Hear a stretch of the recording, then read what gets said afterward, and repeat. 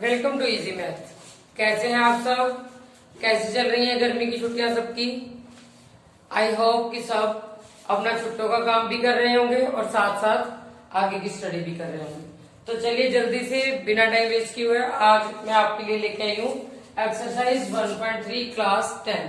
1.1 और 2 की वीडियो पहले हम डाल चुके हैं लास्ट क्लास में, तो 1.3 जल्दी से स्टार्ट करते हैं। Prove that root 5 is irrational. क्या प्रूव करना हमने? रूट 5 को इरेशनल नंबर। ठीक है, तो देखिए इसका अपोजिट लेट करेंगे। इरेशनल का अपोजिट क्या होता है? Rational. Let us assume root 5 is equal to a by B. Rational number की डेफिनेशन पता सबको, पहले भी बताई हुई है। p by Q, a by B form b not equal to 0। ठीक है, इसको 1 लगाया, क्रॉस मल्टीप्लाई किया यहां से, root 5b is equal to a। Squaring both side. Squaring क्यों करेंगे? रूट खत्म करने के लिए। ठीक है,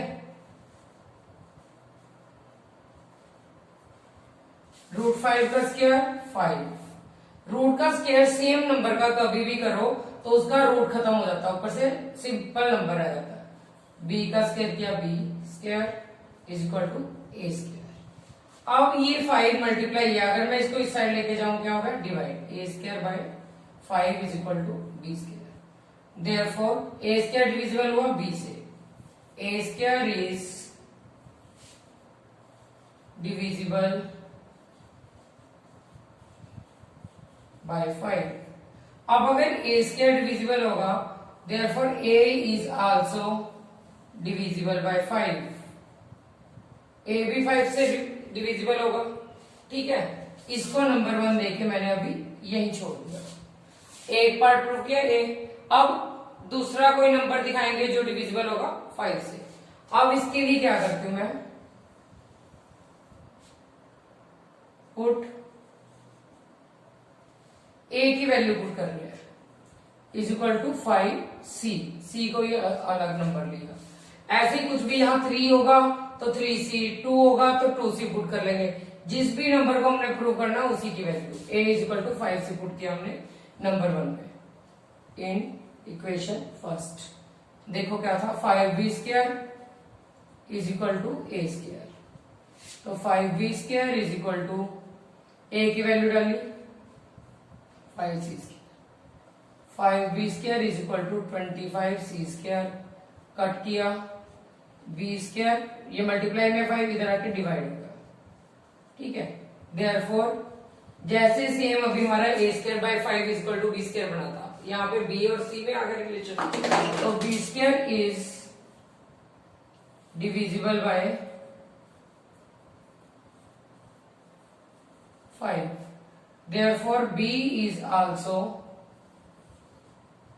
divisible by। पूरे स्टेप्स ऐसे ही लिखना है इसके, तभी मार्क्स मिलेंगे। इसमें थोड़ी थ्योरी लिखनी पड़ती है, ऐसे ही पूरा लिखोगे तब फुल मार्क्स मिलेंगे इसके। 3 या 4 मार्क्स का क्वेश्चन पूछा जाता है एग्जाम में। अब देखो यहाँ a भी डिविजिबल हो गया 5 से, b भी डिविजिबल है। Therefore a and b have at least one common factor। one common factor as 5। यानी a और b में कम से कम एक कॉमन फैक्टर हमें मिल चुका है 5। 3 होता 3 आ जाएगा, 2 होगा तो 2 आ जाएगा। कॉमन फैक्टर हमें एक मिला 5। ठीक है, तो इसके आगे क्या लिखेंगे?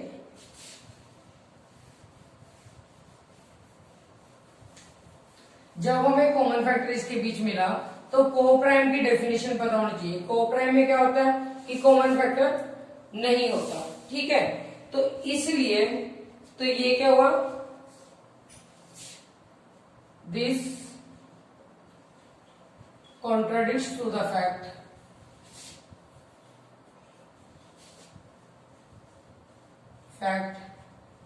That a and b are coprime. ठीक है, और कोप्राइम में HCF 1 होता है, यानी कोई भी कॉमन फैक्टर होगा, लेकिन हमारे पास कॉमन फैक्टर आ रहा है 5। ठीक है। कॉन्ट्राडिक्शन का मतलब क्या है कि जो हम प्रूव करना चाहते थे, जो हमने अज्यूम किया, वो हमारा प्रूव नहीं हुआ, गलत आ रहा है। ठीक है, therefore our assumption is wrong, यानी जो हमने लेट किया था वो रॉन्ग प्रूव हो रहा है। Our assumption is wrong. अब हमने अज्यूम क्या किया था कि √5 क्या होगा, रेशनल नंबर। ठीक है, अब अगर हमारी assumption रॉन्ग आ गई तो क्या होगा, therefore √5 can not be rational number, rational नहीं हो सकता। ठीक है, therefore √5 इज इरेशनल। यही हमने प्रूव करना था। जब वो रेशनल नंबर नहीं हो सकता तो क्या होगा, इरेशनल। ठीक है, एज प्रूव्ड। बहुत इंपॉर्टेंट क्वेश्चन है, बहुत ज्यादा पूछा जाता है एग्जाम में। ठीक है, तो ये क्वेश्चन √5 की जगह कुछ भी आ सकता है, √2, √3 एग्जाम्पल भी है या एनसीईआरटी में, तो इसके टाइप के क्वेश्चन आप करके देखेंगे। एक्सरसाइज में भी है 1/√2, 7√5। ठीक है, ये दोनों क्वेश्चन आप ट्राई करिए, कमेंट बॉक्स में लिखिए, कोई डाउट हो, कोई क्वेरी हो जरूर बताइएगा हमें। ठीक है, तो चलिए स्टार्ट करते हैं next question. Prove that 3 + 2√5 is irrational. ठीक है, अब ये क्वेश्चन आपको एग्जाम में कैसे पूछा जाएगा, अगर तो ये आता है 2 मार्क्स का या कुछ भी, तो आपको यहां ब्रैकेट में गिवन होगा कि गिवन दैट √5 इज इरेशनल। ठीक है, अगर तो गिवन दैट होगा कि √5 इरेशनल है, तब तो हम इसको डायरेक्ट सॉल्व करेंगे। और अगर ये हमें गिवन नहीं होगा, ब्रैकेट में नहीं दिया होगा √5 इरेशनल, तो पहले हमें √5 को सारा इरेशनल जैसे भी पहले क्वेश्चन में किया वो सॉल्व करके दिखाना होगा। ठीक है, ये किया होगा। अब यहाँ गिवन है, देखो अगर अभी हमने पहले क्वेश्चन में भी सॉल्व करके देखा, तो कैसे करेंगे, let 3 + 2√5 is equal to a/b, rational number है। ठीक है, a/b। 2√5 में इधर ही रखूंगी, रूट वाली टर्म, सिंपल टर्म उधर लेके जाएंगे, a/b प्लस है तो इधर आके माइनस हुई, √5 इधर ही रखा, ये 2 डिवाइड हो रहा है, a/2b -3 नीचे गया। ठीक है, अब देखो a/2b इंटीजर्स है, a b यानी ये रेशनल नंबर, 3/2 ये भी रेशनल नंबर है, therefore a and b are integers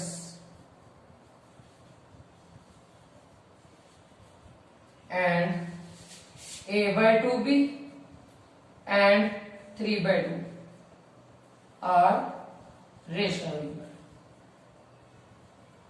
ठीक है, इसी टर्म के इक्वल हमें गिवन आ रहा है हमारे पास क्वेश्चन में सॉल्व करने के बाद √5 भी इसी की इक्वल है, तो देयरफॉर √5 इज आल्सो रेशनल। अगर ये टर्म इसी की इक्वल बन रही है तो √5 भी क्या होगा, रेशनल नंबर होगा। But this contradicts to the fact, जैसे अभी पहले आया था,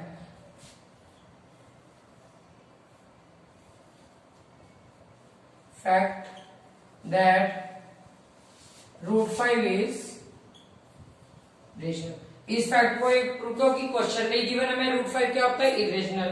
पहले क्वेश्चन में भी हमने प्रूव किया कि √5 क्या होता है, इरेशनल। ठीक है, this contradicts to the fact that √5 is irrational. ठीक है, अब अगर ये टर्म होगी तो ये सारी टर्म क्या होगी, √5 भी इसकी इक्वल बन रही है, तो ये सारी टर्म क्या होगी, देयरफॉर 3 + 2√5 इज इरेशनल। जो भी हमें गिवन होगा उसके बाद हम वो लिख देंगे। ठीक है, तो इसी टाइप के क्वेश्चन ये 1.3 में हमारे पास है 2 3 6 + √2। ठीक है, थर्ड पार्ट का थर्ड क्वेश्चन, ये क्वेश्चन है 6 + √2। तो ये क्वेश्चन आप ट्राई करिएगा, बिल्कुल सेम एज इट इज होगा।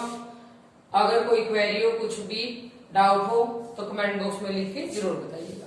ठीक है, तो ये थी हमारी 1.3। इसमें से क्वेश्चन जरूर से जरूर पूछा जाता है एग्जाम में। इसके बाद हम करते हैं स्टार्ट एक्सरसाइज 1.4। छोटी सी है, बिल्कुल सिंपल है। तो इसके बाद स्टार्ट करते हैं एक्सरसाइज 1.4। ठीक है, तो चलिए स्टार्ट करते हैं exercise 1.4। Without actually performing the long division, state whether the following rational numbers will have a terminating decimal expansion or non-terminating repeating decimal expansion। First question है, देखो 13/3125 rational number p by Q की form में है, तो हम क्या करेंगे, Q के प्राइम फैक्टर बनाएंगे। ठीक है, p बाई क्यू की फॉर्म होगी, हम क्यू के बनाएंगे 5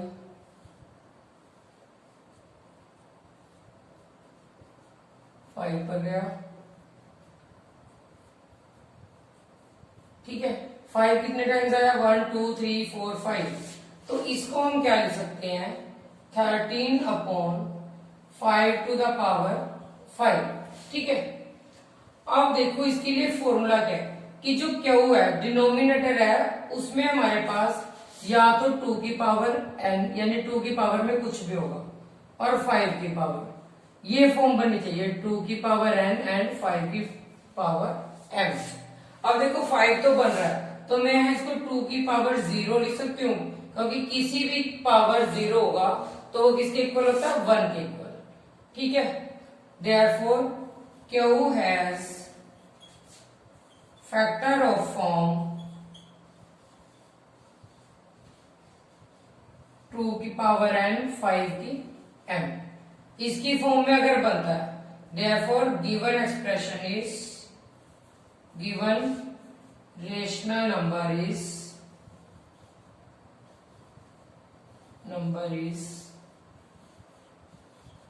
terminating, तो वो क्या होगा, टर्मिनेटिंग। ठीक है, अब ये तो था टर्मिनेटिंग के लिए। अब इसके अलावा ऐसे ही लिखना, बिल्कुल थ्योरी ऐसे ही लिखनी है, लाइन लिख के बिना फुल मार्क्स नहीं मिलेंगे। या तो आपका 2 की पावर और 5 की दोनों आएंगे, या सिर्फ 5 के आएगा, या सिर्फ 2 के आएगा। इसके अलावा कोई और डिजिट नहीं हो सकता, कोई और नंबर नहीं होगा। ठीक है, अब देखो एक क्वेश्चन नोट वाला भी लेते हैं, जैसे क्वेश्चन नंबर 5। इसके साथ के क्वेश्चन आप ट्राई करिएगा। 5th पार्ट है 29/343। क्या वो देखो, क्या हो गया हमारे पास 343। अब देखो मुझे पता है 7 का क्यूब होता है। ठीक है, करके भी दिखा देते हैं। ठीक है, तो इसको लिखा 7 का क्यूब। ठीक है, अब फॉर्मूला क्या है, क्यू किसकी फॉर्म में होना चाहिए, 2 की पावर n 5 है। यहाँ कुछ भी नहीं बन रहा, ना 2 आ रहा ना 5 आ रहा। ठीक है, उसके बदले ये 7 है, तो Q therefore Q has not a factor of form, not a factor of form 2 की n 5 की m। ठीक है, therefore non terminating repeating, repeating भी बोल सकते हैं, रिकरिंग भी बोल सकते हैं। ठीक है, 2 की पावर n 5 की m, where n and m क्या होंगे, n and m are non negative terms, non negative होंगे। ठीक है, तो इस टाइप के क्वेश्चन ये पूरे क्वेश्चन नंबर 1 में पार्ट में सारे होंगे। और किसी क्वेश्चन में, जैसे 7th क्वेश्चन है हमारे पास, देखो 7th में पहले ही फैक्टर गिवन है 129/2 की पावर 2, 5 की 7, 7 की 5। अब देखो 2 और 5 तो आ रहा है फैक्टर में, लेकिन साथ में ही क्या आ रहा है 7 भी, तो क्या होगा, नॉट की form, not a factor form this, therefore non terminating repeating. ठीक है, तो ये था हमारा क्वेश्चन नंबर 1। इसके साथ क्या आप ट्राई करिएगा क्वेश्चन, कोई डाउट हो, कोई क्वेरी हो तो जरूर हमें बताइएगा। ठीक है, तो चलिए स्टार्ट करते हैं question number 2। Write down the decimal expansion of those rational numbers in question 1 which have terminating decimal expansion. Question 1 में जिसमें हमारे टर्मिनेटिंग आए थे, उनको हमने डिवाइड करके डेसिमल एक्सपेंशन में चेंज करना। फर्स्ट ही ले लेते हैं, जैसे फर्स्ट 13/3 125, इसका हमारा आंसर टर्मिनेटिंग आया था, तो क्या कह रहा है, न्यूमिनेटर को अंदर वही डिनोमिनेटर बाहर। ठीक है, छोटा है, यहाँ 4 डिजिट है, 2 है, सिंपल डिवाइड जैसे करते हैं 0.0 आई, फिर 0 0, ठीक है, 4 पर 4 5 20, 2 4 2 8 और 2 10, कैरी 1, 4 1 4 प्लस 1 5, 4 3 12, माइनस किया ध्यान से, 0 फिर 1 पर 5 7, 9 में से 1 8, 4 में से 3 1, ठीक है, 0। अब देखो किस पे जाएगा, रफ में करके देखो, 6 देखो, 6 5 30, 3 6 2 12 और 3 15, कैरी 1, 6 1 6 प्लस 1 7, 6 3 18, पूरा पूरा कट हो गया। तो ये हमारा इसका क्या बना, डेसिमल एक्सपेंशन। बिल्कुल इजी है, छोटी क्लास में भी किए हुए हैं। जो आपके पास यानी टर्मिनेटिंग आए थे उनको हमने ऐसे डेसिमल एक्सपेंशन में चेंज करना, ठीक है। तो इसके साथ के क्वेश्चन आप ट्राई करिएगा। क्वेश्चन नंबर 3, लास्ट क्वेश्चन इस एक्सरसाइज का और चैप्टर का भी। Following real numbers are decimal expansion as given below, in each side whether they are rational or not. If they are rational then of form p by q. अब देखो पूरा पूरा यही फॉर्मूला इसमें चलेगा। फर्स्ट क्वेश्चन हमें क्या दिया है, 43.123456789, क्वेश्चन नंबर 3 का फर्स्ट पार्ट, ठीक है। अब देखो पॉइंट का 1 आता है, जितने डिजिट हो उतनी 0 लगाते हैं, ठीक है। इस टर्म को हम ऐसे लिख सकते हैं 1 3 3 6 3 9 9 0। अब हमें पता है जब 10 100 1000 ऐसी टर्म आ जाती हैं तो इसके मल्टीपल प्राइम फैक्टराइजेशन क्या बनता है, 2 और 5 भी बनते हैं। तो यानी डिनोमिनेटर में Q हैज फैक्टर ऑफ 2 के होंगे या 5 के और बोथ, या 2 के फैक्टर होंगे या 5 के होंगे या दोनों के, ठीक है। तब वो नंबर हमारा क्या होता है, ये रेशनल, ठीक है। और अगर इस फॉर्म में नहीं होंगे तो वो क्या होगा, इरेशनल। एक और आपको पता चल जाता है, सेकंड क्वेश्चन ऐसे ही बता देते, देखो सोन जा रही है कोई भी वैल्यू, कोई टर्म आपके पास 0.1201200 ऐसे देखे सोन गिवन, जो ऐसे सोन जा रही है तो वो हमेशा क्या होगा, नॉट रेशनल, ठीक है। थर्ड पार्ट में भी यही रिपीट हो रही है, ऊपर बार है तो क्या होगी, नॉन टर्मिनेटिंग रिपीटिंग है तो ये भी क्या होगी, नॉट रेशनल, ठीक है। तो ये थी हमारी एक्सरसाइज 1.3 एंड 1.4। होप है कि आप सबको समझ आई होगी अच्छे से। कोई डाउट हो, कोई क्वेरी हो, प्लीज कमेंट बॉक्स में लिख के जरूर बताइएगा। Please like, subscribe and share our channel. Do comment in comment box. Thanks for watching. Stay tuned with us. Thank you.